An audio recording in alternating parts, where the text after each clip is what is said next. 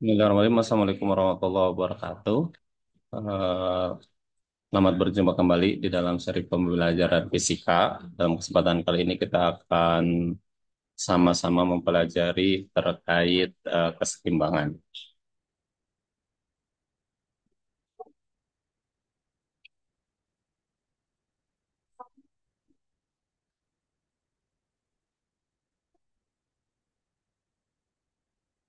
Jadi dalam kesempatan kali ini kita akan sama-sama mempelajari eh, kesetimbangan statis, lalu elastisitas, dan juga fracture. Ya, fracture itu adalah patahan.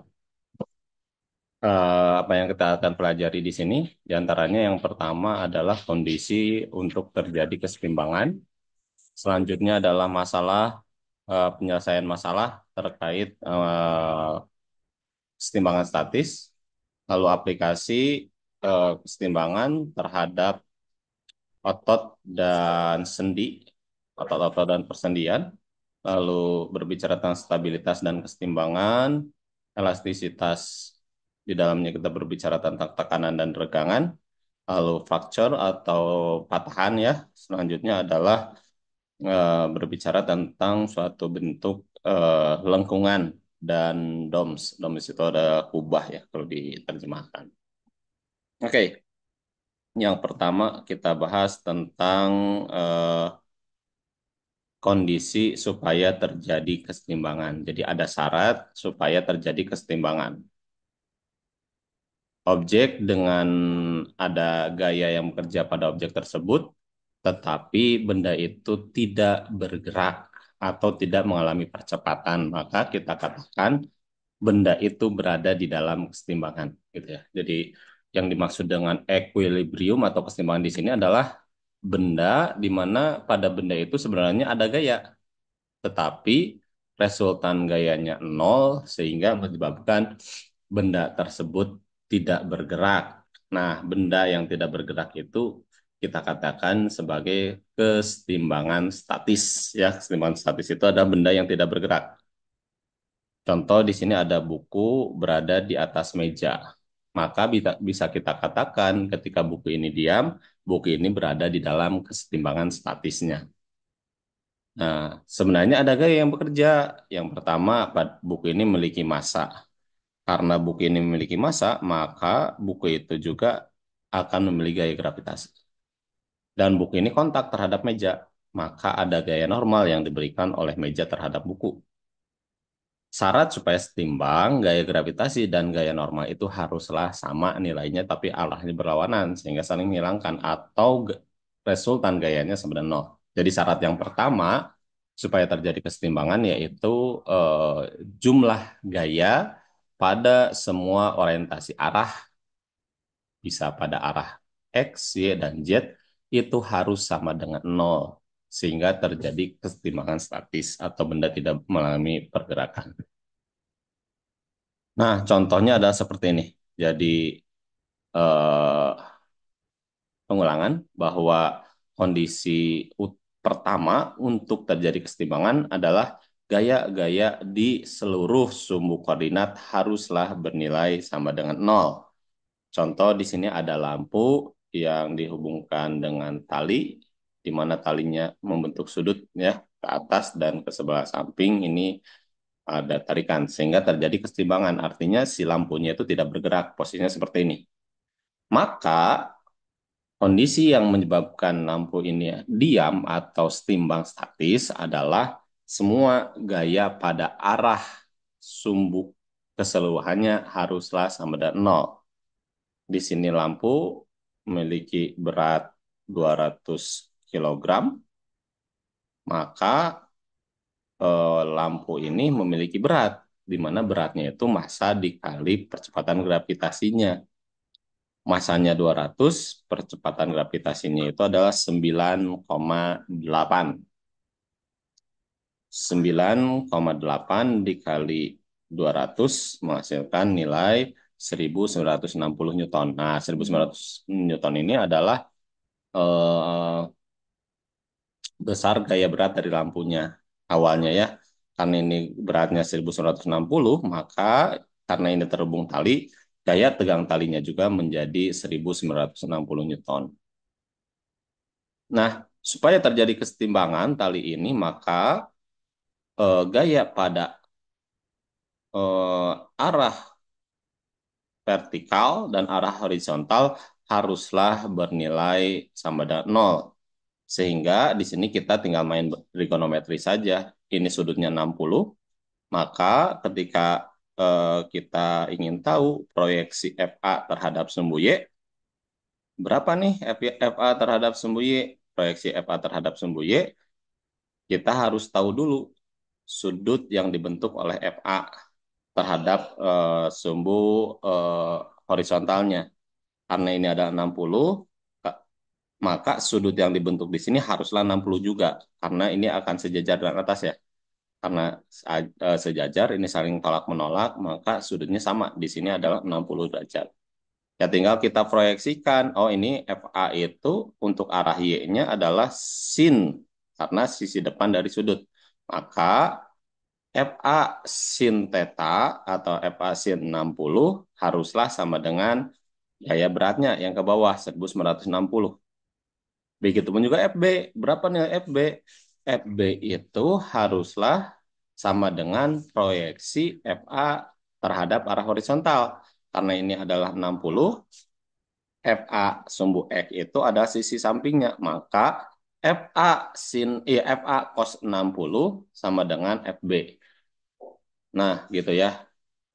Kenapa harus sama dengan? Karena ketika kita jumlahkan, nilainya harus sama dengan nol lah, gitu ya.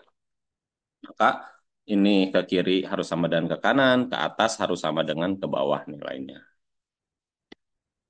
Selanjutnya, itu syarat pertama. Jadi jumlah gaya pada seluruh eh, sumbu harus sama dengan nol. Kondisi yang kedua supaya terjadi kesetimbangan statis adalah tidak boleh ada torsi yang eh, bekerja pada sumbu manapun. Pemilihan sumbunya itu ya arbitrary itu ada suka-suka. Pokoknya di dalam semua sumbu torsi tidak boleh ada. Jadi syaratnya ada dua, sigma F sama dengan nol. Yang kedua itu adalah sigma torsi atau sigma tau sama dengan nol. Ketika dua syarat ini terpenuhi, maka pada benda itu tersebut akan terjadi yang kita sebut sebagai kesetimbangan statis. Sekali lagi, saya katakan ada dua syarat supaya terjadi kesetimbangan statis. Yang pertama, jumlah gayanya sebenarnya nol. Yang kedua adalah jumlah momen gaya atau torsinya haruslah sama dengan nol juga. Contohnya ini ada penggaris, artinya dia tidak bergerak ke kiri, kanan, atas, bawah, samping gitu ya. Dan tidak boleh juga dia berputar. Nah, maka dikatakan dia dalam keadaan kesetimbangan statis. Supaya terjadi kesetimbangan statis, nanti ini kalau garis ya tidak boleh ada torsi ya. Sehingga kalau ada torsi, maka akan menyebabkan benda berputar. Tidak ada torsi atau sigma torsinya sama nol, maka benda tidak akan berputar. Bagaimana menyelesaikan masalah yang berhubungan dengan kesetimbangan statis? Yang pertama, kita pilih objek pada satu waktu tertentu dan membuat diagram bebas bendanya, menunjukkan semua gaya yang bekerja pada benda yang kita pilih dan di mana mereka itu bekerjanya atau pada pusat masanya atau pada ujung kanan atau pada ujung kiri kita gambarkan keseluruhannya. Lalu yang selanjutnya adalah pilih sistem koordinat dan selesaikan gaya menurut komponen-komponennya. Ketika ada gaya yang arahnya itu tidak tepat pada komponen X, Y, atau komponen Z, maka kita selesaikan dulu atau kita proyeksikan dulu pada sumbu-sumbunya. Selanjutnya adalah tulis persamaan kesetimbangan untuk semua gaya pada arah X, pada arah Y, atau pada arah Z ya. Keseluruhannya haruslah persamaannya itu sigma F sama dengan nol. Selanjutnya pilih koordinat yang tegak lurus terhadap bidang gaya. dan kita tuliskan persamaan kesetimbangan torsi sigma tau sama dengan nol, maka eh, dengan menuliskannya kita akan mempermudah dan menyederhanakan masalah yang kita sedang hadapi. Selanjutnya ada tinggal selesaikan. Intinya pakai dua persamaan aja lah ya. Ketika sudah kita gambar diagram gayanya, kita tujuan fokus bendanya apa, gambarkan diagram gaya, maka penyelesaiannya pakai dua persamaan. Sigma F sama dengan 0, tapi sigma F sama dengan 0 itu kita lihat bendanya bergerak arah. Ya apa sih? Tinjauannya harus semua orientasi. Artinya sigma Fx sama dengan 0, sigma Fy sama dengan 0, sigma Fz sama dengan 0. Lalu yang kedua adalah sigma torsinya yang harus sama dengan 0. Ketika menentukan sigma torsi sama dengan 0, yang perlu diperhatikan adalah kita tentukan sumbu putarnya di mana. Nah, gitu ya. Nah, teknik yang tadi kita ceritakan sebelumnya mungkin tidak bisa secara penuh menyelesaikan masalah eh, kesetimbangan statis. Tapi ini adalah merupakan start yang bagus untuk proses penyelesaiannya. Nah, yang dimaksud dengan menggambarkan diagram gayanya, contohnya di sini ya. Jadi ada benda, di mana benda ini berada di atas meja. Maka kita gambarkan semua gaya yang terjadi pada objek yang kita amati. Yang pertama, ini meja, karena diasumsikan masanya tersebar merata, maka ada berat atau gaya berat yang pengambilan arahnya adalah dari pusat masanya. Kalau bendanya seragam, maka pusat massa itu pasti di tengah-tengah. Maka kita pilih pusat massanya itu adalah ketika di tengah-tengah ini, ya. Masa apa sih namanya itu? Mejanya itu 1.500 kilogram. Maka beratnya itu 1.500 kilogram kali percepatan gravitasinya. Lalu ada gaya berat dari bendanya ini sendiri ya, mesin fotokopi atau apa ini tuh ya, kurang tahu. Nah, karena ini di sini, maka ini juga di titik tengahnya, pusat masanya itu di tengah-tengah, maka kita simpan tanda panah gaya berat bendanya ya dari tengah-tengahnya. Beratnya 15 kilogram, 15.000 kilogram, maka gaya beratnya dikali dengan percepatan gravitasi. Lalu ini meja di ujung kiri ujung kanan ini ada junction ya atau ada sambungan di mana ini kontak. Nah, ini ada kontak, kontak di sini maka ada gaya normal dari apa penopang A terhadap papannya. Maka di sini ada gaya FA. Di sini ada penopang pada titik B, maka ada gaya normal yang arahnya ke atas FB. Nah, ketika semuanya sudah kita masukkan supaya terjadi kesetimbangan statis, maka kita masukkan, oh ini arahnya adalah kayaknya arah sembu Y semua, maka sigma FY sama dengan 0. Maka kita masukkan yang ke arah atas misalnya ada positif, FA tambah FB sama dengan berat dari meja ditambah dikurangi juga berat dari mesin fotokopinya sama dengan 0 gitu ya. Ini kalau kita tuliskan gitu, sigma FY sama dengan 0. Maka sigma FY itu yang kita pakai perjanjian tanda umum, yang ke atas positif, FA tambah FB, yang ke bawah negatif, berarti berat dari mejanya dikurangi berat dari apa sih namanya itu, kayaknya mesin fotokopi ya di sini. Itu syarat yang pertama. Syarat yang kedua, tidak boleh ada putaran. Maka kita pilih salah satu ujung sebagai sumbu putarnya. Misal FA sebagai sumbu ujungnya. Maka di sini sigma torsi di A haruslah sama dengan 0. Torsi itu ingat apa persamaannya? Gaya dikali dengan gaya. Biasanya perjanjian yang umum itu ketika arah gayanya searah dengan jarum jam, torsinya negatif.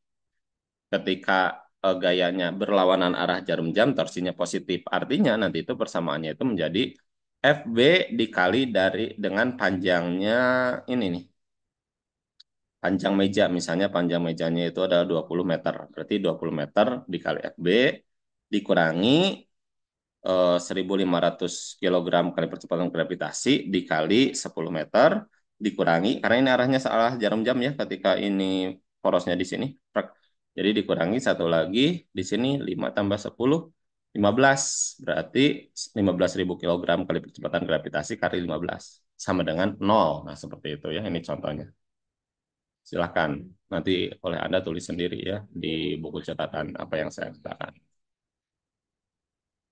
Selanjutnya, jika eh, gaya dalam solusi yang Anda buat itu bernilai negatif, contoh misalnya FA ke atas, tapi Anda buat jadi negatif. Nah, ini artinya eh, yang kita tentukan tadi arahnya berlawanan dari yang kita pilih. Karena kita pilih yang ke bawahnya positif, maka yang ke atas negatif. Sebenarnya itu bukan masalah yang besar ya. Nah, ini kembali ke perjanjian tanda.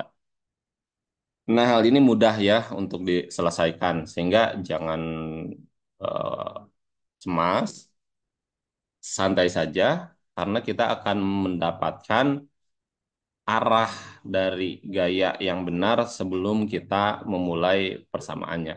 Jadi kembali lagi, untuk perjanjian tanda itu, arah itu bergantung perjanjian tanda. Kalau kita mau pakai perjanjian tanda yang umum, yang biasa orang pakai, ke atas positif, ke bawah negatif, ke kanan positif, ke kiri negatif. Seperti itu perjanjian tanda umum. Tapi itu tidak menghalangi. Kita juga bisa buat perjanjian tanda yang berbeda. Oke, saya ingin ingin acuan saya itu yang ke bawah positif. Maka yang ke atas jadi negatif itu tidak jadi masalah karena toh nanti hasilnya akan sama dengan nol juga kita ketika dimasukkan ke dalam persamaan asal, kita harus konsisten terhadap janji yang telah dibuat. Kalau ke atas positif ya setiap ke atas positif gitu ya. Ke bawah negatif maka negatif juga gitu ya. Termasuk di torsi. Torsi itu yang umum tadi perjanjian tandanya itu ketika putarannya searah jarum jam, torsinya negatif.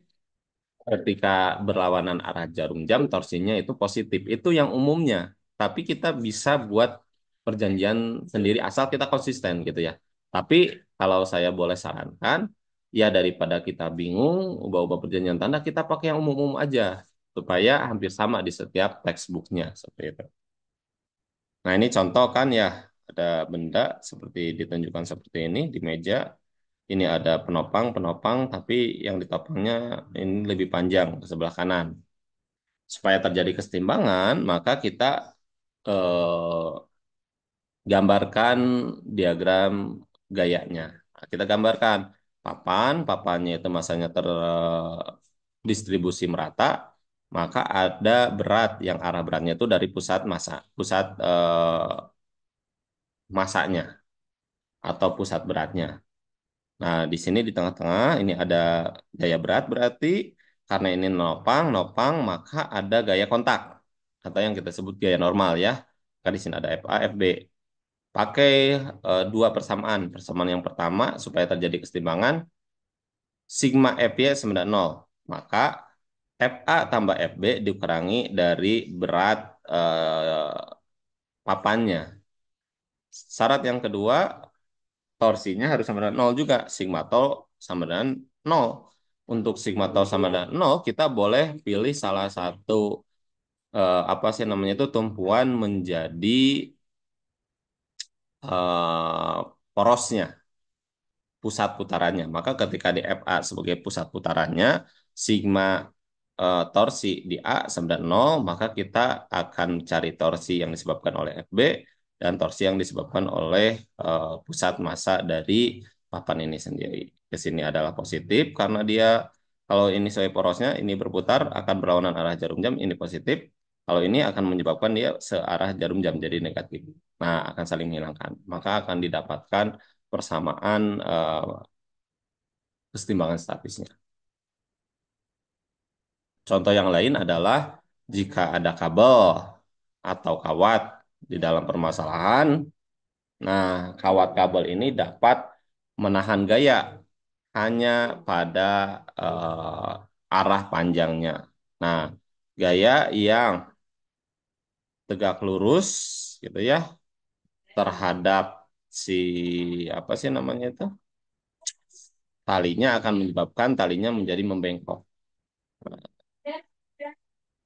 Nah, ini sama juga ya. Ini sama ini contohnya adalah apa sih namanya itu porosnya di sini.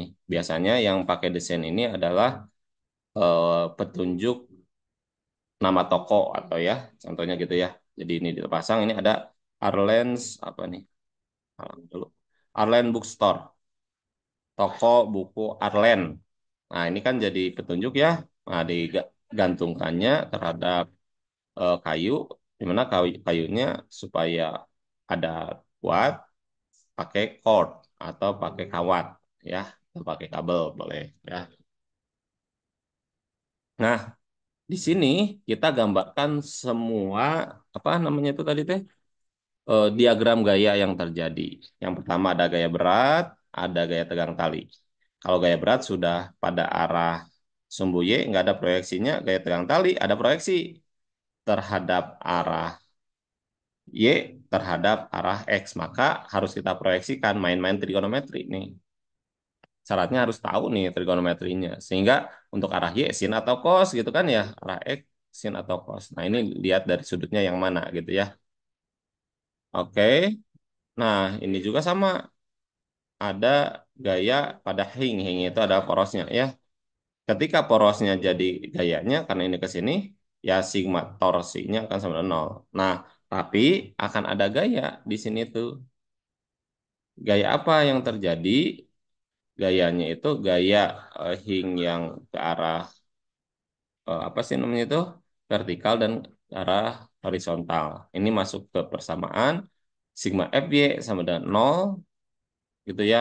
Artinya FHY ditambah FTY sama dengan MG gitu.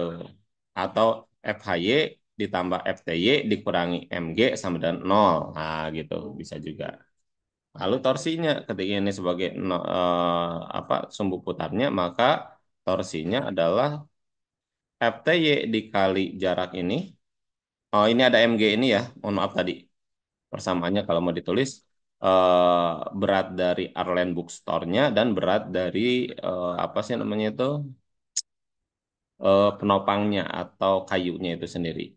Berarti kalau sigma FY sama dengan nol maka FHY ditambah FTY dikurangi M kecil g ini ya berat dari penopangnya dikurangi lagi berat dari Arlen Box Tour-nya sama dengan nol gitu ya atau boleh langsung tadi FHY tambah FTY sama dengan M kecil g ditambah M besar G ya ya, ya. Masih turunkan dari sana juga lalu torsinya sama juga berarti ada torsi yang disebabkan oleh tegang tali ada torsi yang disebabkan oleh ini ya petunjuk Arlen Bookstore dan gaya apa torsi yang disebabkan oleh si tongkat itu sendiri tinggal digabung-gabungkan saja sama total. Nah, aplikasinya adalah contohnya di dalam tubuh kita sendiri, yaitu pada otot dan pada persendian. Contoh, ini kondisi tangan kita sedang memegang bola. Tangan kita sedang memegang bola dan didiamkan, artinya tangan kita itu sedang mengalami kesetimbangan statis. Nah, prinsipnya sama saja, gitu. Ini prinsip yang tadi kita masukkan di dalam persamaan yang telah disampaikan, sama juga di dalam kondisi tubuh kita, khususnya pada muscle. Muscle itu ada otot ya, dan juga persendian. Nah, ini persendian tuh ini gitu ya. Nah, maka ketika kita nyimpan eh, atau megang benda, lalu kita diamkan seperti di gambar, ya kita tinggal eh, buat diagram gayanya. Yang pertama, ini ada otot ya, ototnya itu ada menarik ini, maka ada gaya FM, kayak otot ini. Ini mirip dengan kalau ada tali nahan ini gitu kan ya, narik ini. Maka ini ada gaya tegang otot lah ya. Selanjutnya, bendanya punya berat, maka ada beratnya, contohnya ada 5 kilogram dikali kecepatan gravitasi. Selanjutnya adalah juga apa sih di tulangnya itu sendiri ada pusat masanya kalau kita asumsikan dia seragam, maka di tengah-tengah. Contoh adalah beratnya 2 kilogram. Masanya 2 kilogram, maka beratnya 2 kilogram kali percepatan gravitasi. Nah, ini tinggal kita masuk-masukkan ke persamaan sigma F sama dengan nol dan sigma torsi sama dengan nol juga. Nah, kalau ini dibuat tidak ada sudut, ketika dibuat sudut, ya nanti akan semuanya bermain trigonometri ya. Persamaannya akan mirip, cuman di sini harus diproyeksikan dulu berarti. Kita lanjut. Nah, ini juga sama ya. Jadi sudut yang terjadi pada orang ini, gitu ya. Orang ini membungkuk ketika akan ke atas dan akan ke bawah. Kita juga bisa gambarkan diagram gayanya dan tuliskan persamaan keseimbangan statisnya, sigma F dan sigma torsi. Kita lanjut aja ya, agak cepat. Selanjutnya adalah stabilitas dan keseimbangan. Jika gaya bekerja pada benda, maka gaya itu akan cenderung kembali pada posisi kesetimbangannya. Kita katakan benda itu di dalam keadaan kesetimbangan yang stabil. Contoh ini ada bandul ya, bandulnya terikat pada tali ceiling atau atap ya. Nah, benda ini dalam keadaan stabil atau kesetimbangan stabilnya seperti ini. Ketika kita kasih gangguan, kita tarik ke sebelah kanan, maka benda ini ketika dilepaskan, benda ini akan berusaha kembali ke keadaan kesetimbangan stabilnya, yaitu di tengah-tengah. Maka ketika kita lepaskan, benda itu akan menuju ke tengah, karena ke tengah itu dia masih memiliki kecepatan, dia akan lewat ke sini, dan terus yang terjadi ayunan pada bandul. Nah, seperti itu ya. Di sini penggambaran diagram gayanya, ya ini adalah gaya berat bandul, ini gaya tegang tali. Supaya setimbang ya harus sama. Sama juga di sini, itu ya. Di sini ada gaya tegang tali, di sini ada gaya tegang tali ke atas, lalu ini ada gaya berat. Maka nanti kita akan proyeksi terhadap arah berat terhadap arah sumbu yang sejajar dengan tegang tali, ini akan terjadi kesetimbangan juga. Karena bendanya tidak ke atas ke bawah ya. Jadi ada proses kesetimbangan sama juga di sini. Kalau ke sebelah sininya, arah X-nya karena dia bergerak ya kita katakan tidak setimbang. Tapi kalau pada arah Y-nya dia kita katakan setimbang. Nah, gaya gitu ya akan cenderung menggerakkan benda dari posisi kesetimbangannya. Kita katakan ini keadaannya itu keadaan kesetimbangan yang tidak stabil. Contoh ini kita ada pensil ya, kita berdirikan, maka karena di sini tidak stabil, gaya yang ini tuh cenderung akan menggerakkan si pensilnya. Maka dikatakan ini kesetimbangannya tidak stabil gitu, maka pensilnya itu akan bergerak. Nah, objek dalam keadaan kesetimbangan stabil mungkin bisa menjadi tidak stabil. Jika apa? Jika eh, dia ada eh,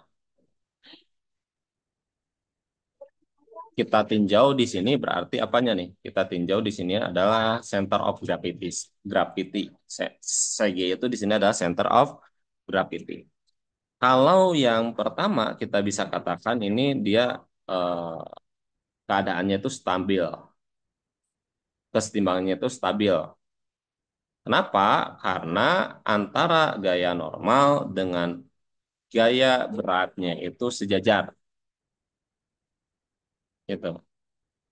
Tidak stabil ketika gaya berat yang muncul dari pusat masanya tidak sejajar dengan eh, apanya nih? Dengan gaya normalnya. Nah, yang ini akan cenderung benda itu akan bergerak. Ketika semakin ke kanan, nanti itu akan semakin benda itu mudah untuk bergerak. Artinya nanti ada perputaran di sini ya. Torsinya tidak sama dengan nol, bergerak ke bawah. Jadi jatuh gitu ya. Nah, orang-orang biasanya ketika menahan atau memegang benda yang berat, secara otomatis tubuhnya itu akan menyesuaikan eh, terhadap pusat masanya, sehingga pusat masanya tetap di atas kakinya. Nah, ini contohnya mungkin Anda juga ya pernah menenteng suatu yang berat. Maka tubuh kita itu akan cenderung ke sebelah kiri ketika tentengannya di sebelah kanan, seperti yang ditunjukkan pada gambar. Begitupun juga ketika kita menggendong beban yang berat, maka tubuh kita itu akan secara otomatis ini nggak melakukan perhitungan dulu ya, karena itu sudah biasa dan tubuh kita itu sudah merespon dengan cepat.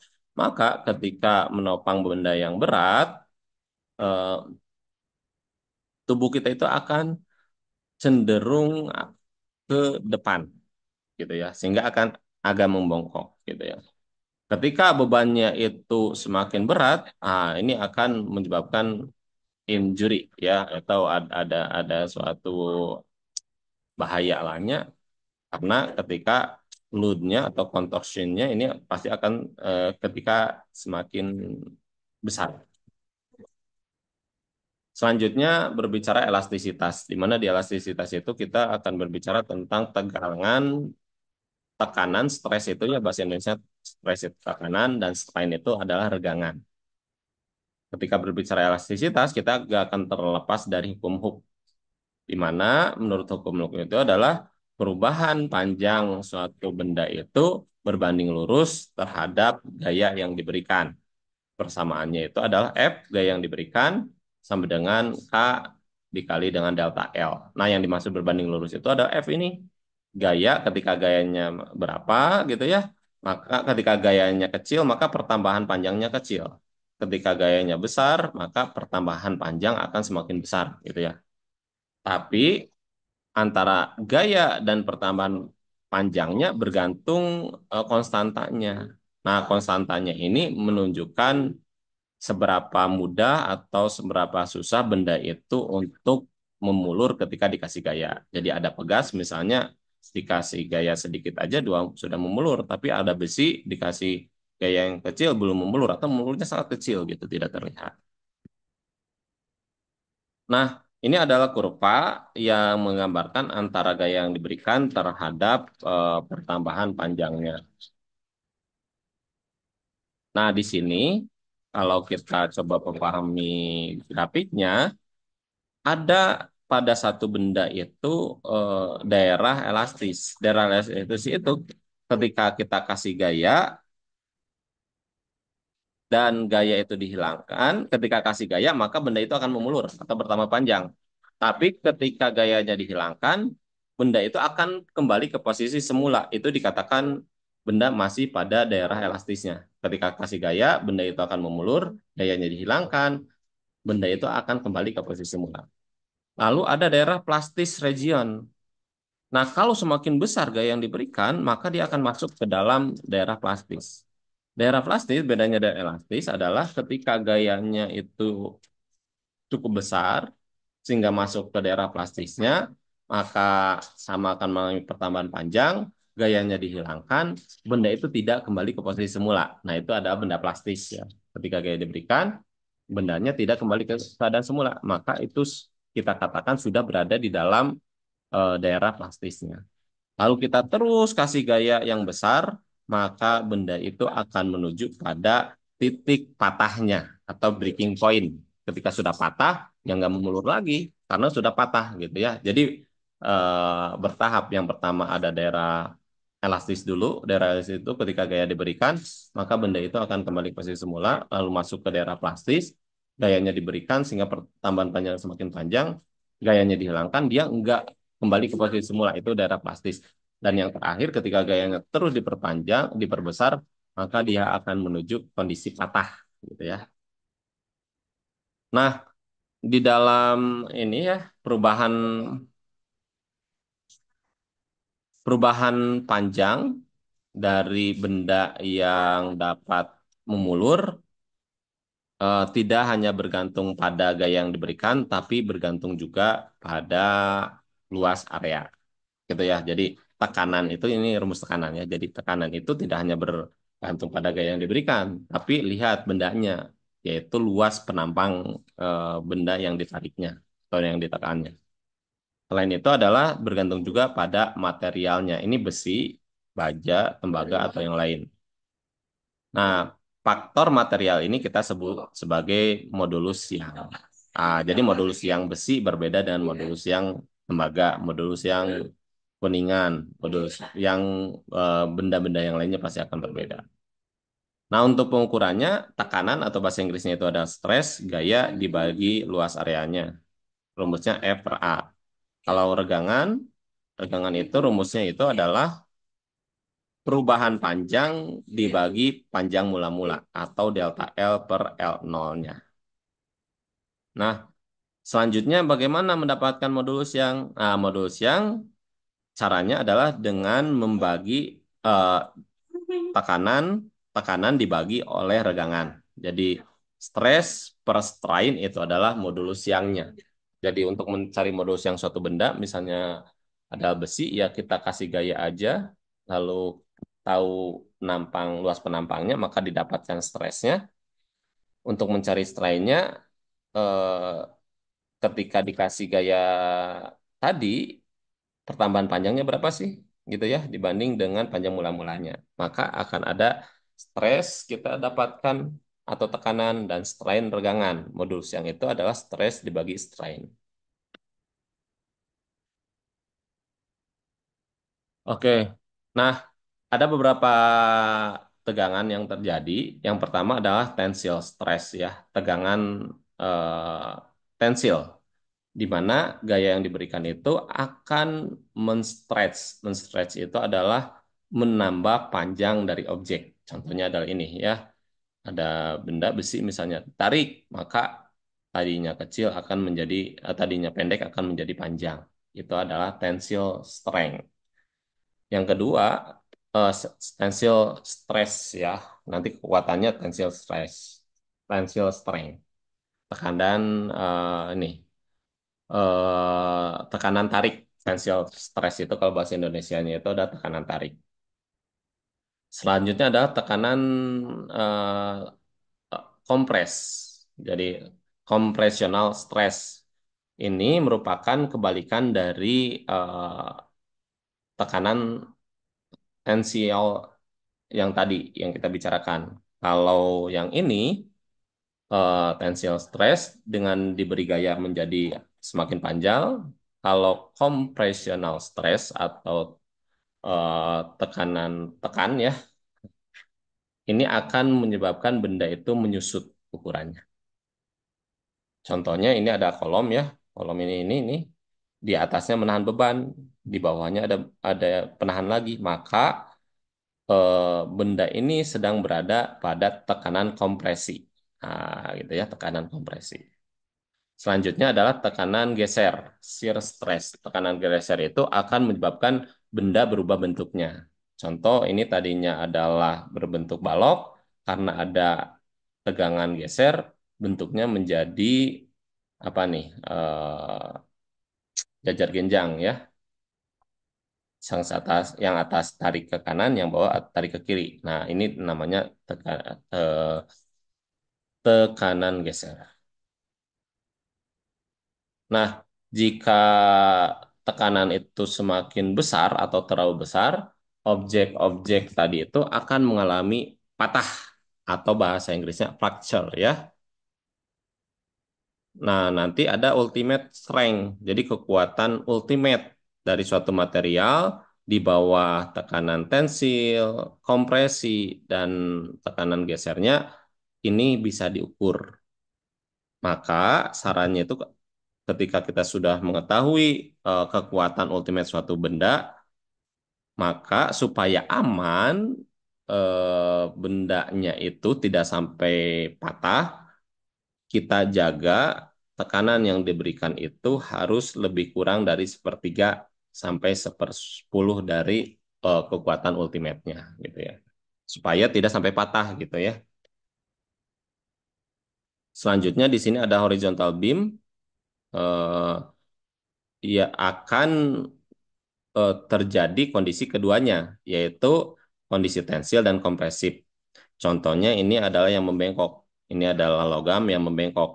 Yang paling ujung di sini mengalami pertambahan panjang, tapi yang atas ini akan mengalami kompresi. Jadi ketika benda kita bend kan tadi adalah dilengkungkan ya kan ya. Jadi ada benda kita lengkungkan.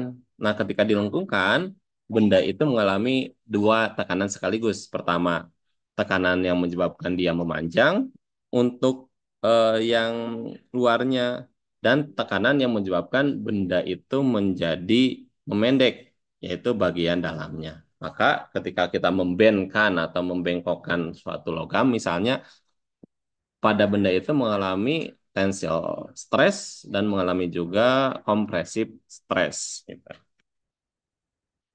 Nah, selanjutnya masih berbicara tentang patahan. Ini ada suatu kejadian pada tahun 1981 ya, kalau nggak salah itu. Kejadian yang menewaskan lebih dari 100 orang. Kejadiannya adalah eh, jembatan. Nah, ada jembatan penghubung di salah satu hotel di kota Kansas yang kolaps. Kolaps itu adalah jatuh, gitu ya. Karena jatuh jembatannya ini membuat 100 orang meninggal dunia. Bahkan lebih dari 100 orang meninggal dunia. Karena sempat baca-baca ya ini kejadian udah sangat lama ya 1981 kalau nggak salah. Jadi ini ada jembatan penghubung, ini sebuah hotel ya, penghubung dan jembatannya itu ada dua tingkat gitu ya. Tingkat satu, ini jembatan tingkat dua.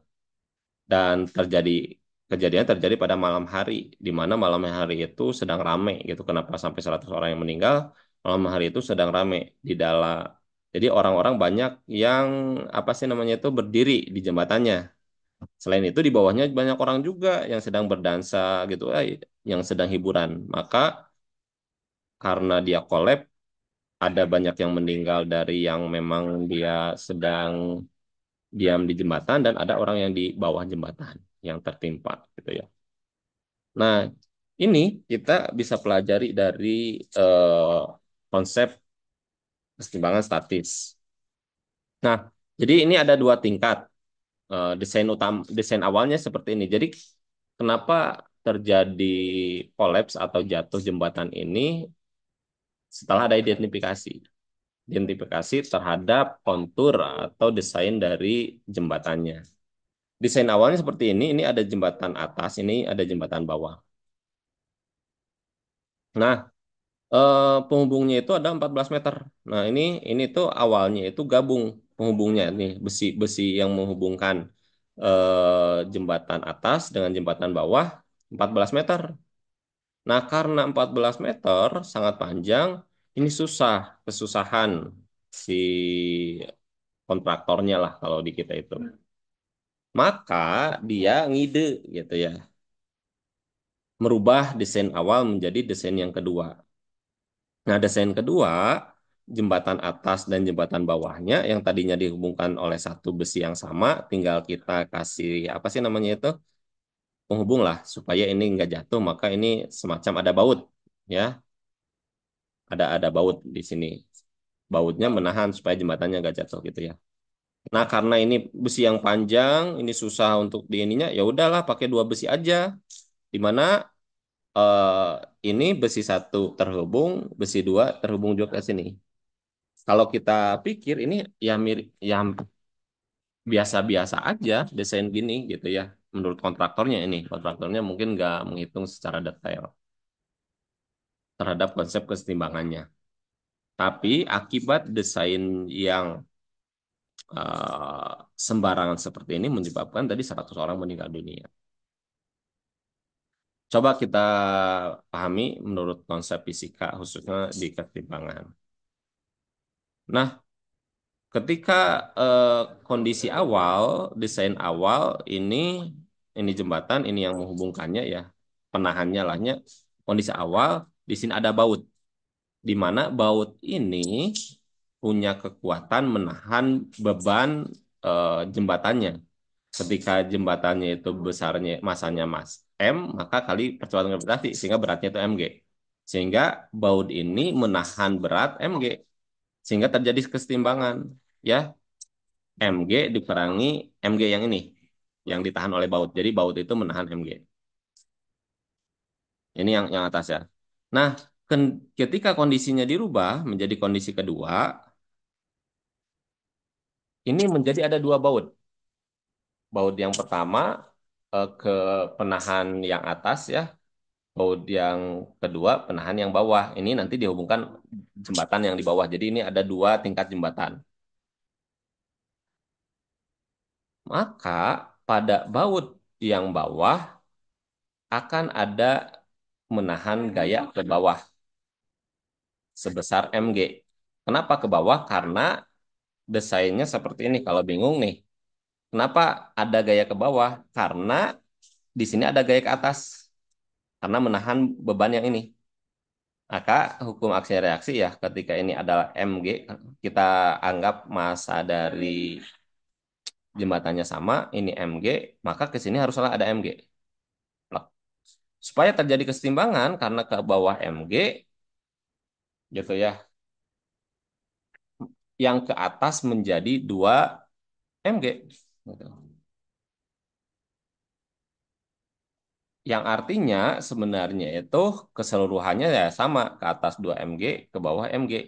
Maka 2 mg dikurangi mg menjadi mg. Sama ya. Gayanya masih sama pada dua baut ini menjadi M kali G.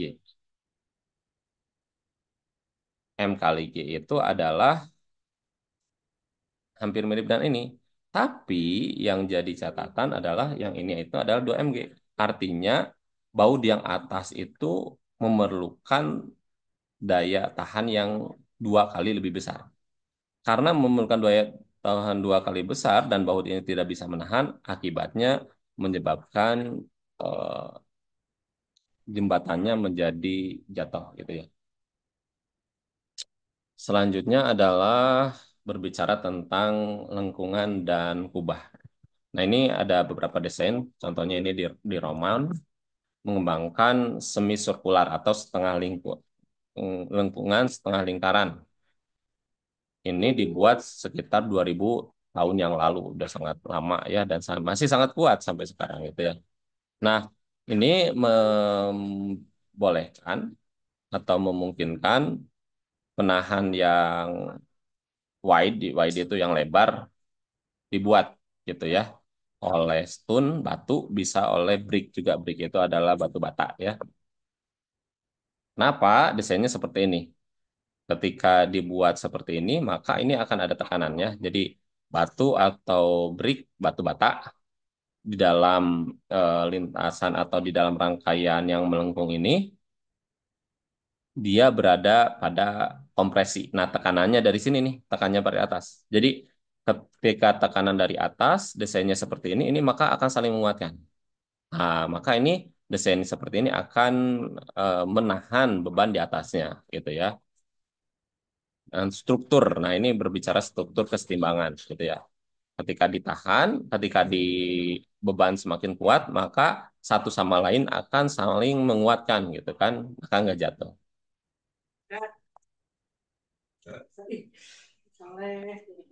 Selanjutnya, tapi gitu sayangnya gaya horizontalnya nanti ini pasti ada gaya horizontal. Nah, gaya horizontalnya pasti akan lebih besar. Maka desain lainnya adalah contohnya ini ada di katedral ya, katedral gotik memiliki flying butt process. Nah, ini yang dikatakan ini seperti ini.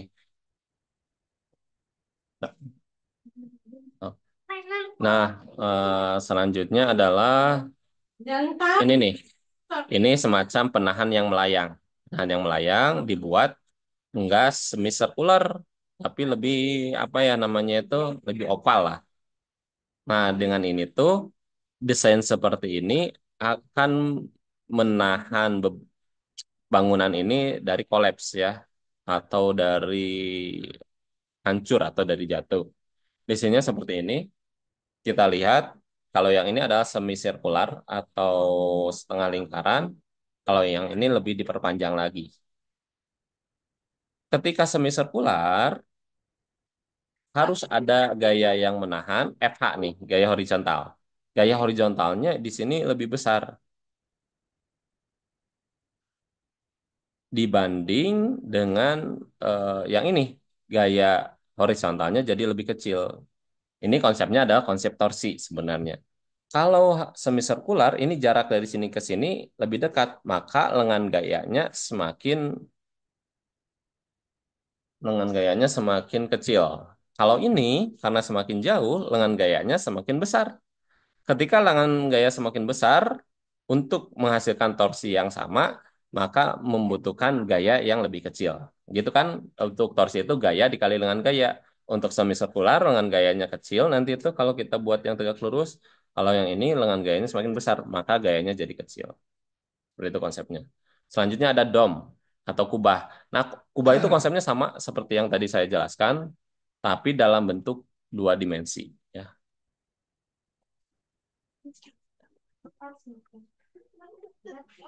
Oke, nah ini adalah kesimpulannya. Kesimpulan dari pembelajarannya, objek yang berada pada keadaan diam, kita katakan berada dalam keadaan kesetimbangan. Lalu,